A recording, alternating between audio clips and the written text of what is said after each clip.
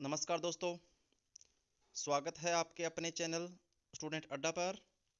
आज हम आपके लिए लेके आए हैं गवर्नर से मोस्ट इम्पोर्टेंट क्वेश्चन जो आपके किसी न किसी एग्ज़ाम के अंदर आए हुए हैं। तो चलते हम पहले क्वेश्चन पर। हमारा पहला क्वेश्चन है, कलकत्ता में एशियाटिक सोसाइटी की स्थापना के समय बंगाल का गवर्नर जनरल था। तो ये थे लॉर्ड वॉरेन हेस्टिंग। कौन था? Lord Warren Hastings. आगे वाला क्वेश्चन आपके सामने है, सुरक्षा प्रकोष्ठ की नीति से संबंधित है। सुरक्षा प्रकोष्ठ की नीति वॉरेन हेस्टिंग से संबंधित है। चलते हैं आगे वाले क्वेश्चन पर। बंगाल में द्वैध शासन प्रणाली को समाप्त करने वाला गवर्नर था। ये मोस्ट इम्पोर्टेंट क्वेश्चन है। बंगाल में द्वैध शासन को समाप्त करने वाला गवर्नर था, तो वो था वॉरेन हेस्टिंग। चलते हैं आगे वाले क्वेश्चन पर। वह गवर्नर जनरल जिस पर ब्रिटिश संसद में महाभियोग का मुकदमा चलाया गया था, तो ये ही वॉरेन हेस्टिंग है। ये क्वेश्चन आपको ध्यान में रखने हैं, इनसे एक लगभग एक क्वेश्चन बनता ही है। आगे वाला क्वेश्चन आपके सामने है, भारत में न्यायिक संगठन की स्थापना की थी। ये की थी लॉर्ड कॉर्नवालिस ने। किसने की थी? लॉर्ड कॉर्नवालिस ने। चलते हैं आगे वाले क्वेश्चन पर। वह गवर्नर जनरल जिसने भारत की पसंदीदा बंद सिविल सेवा का सर्जन किया, जो कालांतर में भारतीय सिविल सेवा के नाम से जानी जाती थी। इसे आईसीएस के नाम से भी जाना जाता था। तो इसको स्टार्ट करने वाला था कॉर्नवालिस। कौन था? कॉर्नवालिस। चलते हैं आगे वाले क्वेश्चन पर। लॉर्ड कॉर्नवालिस की कब्र स्थित है, तो इनकी कब्र है गाजीपुर में स्थित। चलते हैं आगे वाले क्वेश्चन पर। 1802 में बेसिन की संधि पर हस्ताक्षर हुए थे। ये हुए थे अंग्रेजों और बाजीराव द्वितीय के मध्य। किसके मध्य हुआ था ये हस्ताक्षर? ये हुआ था अंग्रेज और बाजीराव द्वितीय के मध्य। आगे वाले क्वेश्चन आपके सामने है, लॉर्ड वेलेस्ली की सहायक संधि को स्वीकार करने वाला पहला मराठा सरदार था। तो ये था पेशवा बाजीराव द्वितीय। कौन था? बाजीराव पेशवा द्वितीय। आगे वाला क्वेश्चन आपके सामने है, सहायक संधि को क्रियान्वयन किया गया था। किसके द्वारा किया गया था? ये किया गया था लॉर्ड वेलेस्ली के समय किया गया था। सहायक संधि के जनक भी लॉर्ड वेलेस्ली को कहा जाता है। चलते हैं आगे वाले क्वेश्चन पर। सहायक संधि की व्यवस्था को स्वीकार करने वाला प्रथम भारतीय देशी शासक कौन था? तो ये थे हैदराबाद के निजामों ने पहले ही सहायक संधि करने वाली देशी रियासत बनी थी। चलते हैं आगे वाले क्वेश्चन पर। हैदराबाद, मैसूर, अवध और सिंधिया में लॉर्ड वेलेस्ली के साथ सहायक संधि करने वाला राज्यों का सही कालक्रम क्या है? तो इसका सही क्रम है, सबसे पहले हैदराबाद ने सहायक संधि की थी, उसके बाद मैसूर ने, फिर अवध ने, फिर सिंधिया ने। ये मोस्ट इंपॉर्टेंट क्वेश्चन है, ये भी पूछा जा सकता है पहली बार किसने की थी? हैदराबाद ने की थी। चलते हैं आगे वाले क्वेश्चन पर। आगे वाला क्वेश्चन आपके सामने है, सहायक संधि को स्वीकार करने वाला पहला शासक था। तो ये था अवध का नवाब। अगर ऑप्शन में हैदराबाद हो तो हैदराबाद के निजाम भी सही है। भारतीय राज्यों पर अंग्रेजी प्रभुत्व स्थापित करने के लिए प्रशासन में सहायक संधि प्रणाली का सूत्रपात किया था। ये किया था लॉर्ड वेलेस्ली ने। ये मोस्ट इंपॉर्टेंट क्वेश्चन है सहायक संधियों वाला।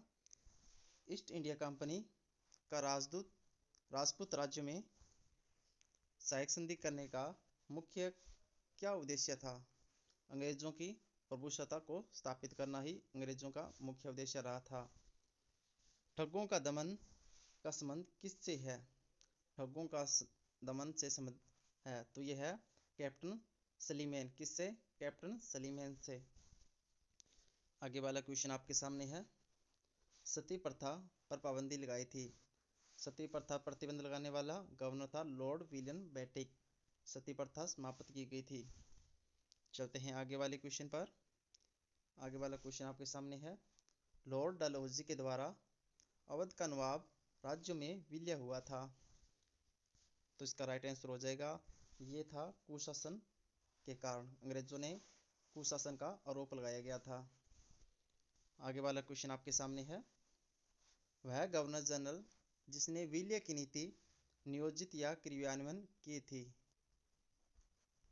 तो ये था डलहौजी। इस राज्य हड़प नीति भी इसी ने स्टार्ट की थी। किसने? डलहौजी ने। चलते हैं आगे वाले क्वेश्चन पर। भारत में ब्रिटिश शासन के दौरान झांसी, संबलपुर, सतारा जैसे राज्यों का विलयन सही क्रम है? तो सबसे पहले सतारा शामिल हुई थी, उसके बाद में संबलपुर, फिर झांसी का विलय किया गया था। आगे वाला क्वेश्चन आपके सामने है, अंग्रेजों द्वारा सिंध विजय संपन्न हुई थी, उस समय गवर्नर कौन था? तो वो था लॉर्ड एलनबरो। कौन था? Lord Ellenborough. चलते हैं आगे वाले क्वेश्चन पर। सिंध पर ब्रिटिश ने कब्जा किया था। सिंध पर ब्रिटिश ने कब्जा किया था, तो ये किया था 1843 के अंदर। कब किया था सिंध पर कब्जा? 1843 के अंदर। चलते हैं आगे वाले क्वेश्चन पर। 24 नंबर हमारा क्वेश्चन है, जब अवध का ब्रिटिश साम्राज्य में विलय हुआ उस समय अवध का ब्रिटिश रेजिडेंट कौन था? तो ये था जेम्स आउट्रम। कौन था? James Outram. आगे वाला क्वेश्चन आपके सामने है, भारत में प्रथम रेलवे लाइन जिसने ब्रिटिश गवर्नर की समय बिछाई गई थी वो था लॉर्ड डलहौजी के समय बिछाई गई थी रेलवे लाइन, और इसी ने हड़प नीति भी शुरू की थी। राज्य हड़प नीति इसी थी, और जिसको अवध को कुशासन के रूप में और झांसी को उत्तराधिकारी के रूप में हड़प लिया गया था। आगे वाला क्वेश्चन आपके सामने है, भारत में प्रथम रेल लाइन का निर्माण हुआ था 1853 के मध्य हुआ था। ये मुंबई और ठाणे के मध्य हुआ था, रेलवे लाइन बिछाई गई थी। भारत में यह गया पहला इसका क्वेश्चन, भारत में पहली रेलवे लाइन शुरू हुई थी, तो ये हुई थी 1853 के अंदर।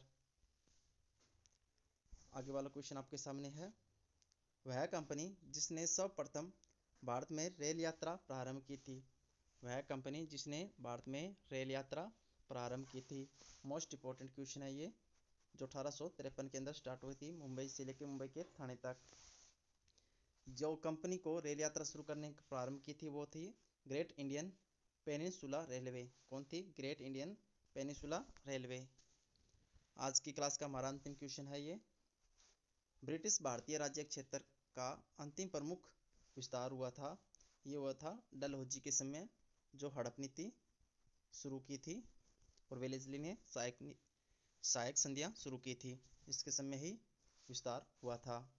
उम्मीद करता हूँ ये आपको क्लास अच्छी लगी होगी, और आप इसमें आप अपनी राय कमेंट बॉक्स में ज़रूर दें, ये आपको क्लास कैसी लगी। और चैनल को लाइक सब्सक्राइब करना ना भूलें, और ज़्यादा से ज़्यादा इसको शेयर करें। धन्यवाद।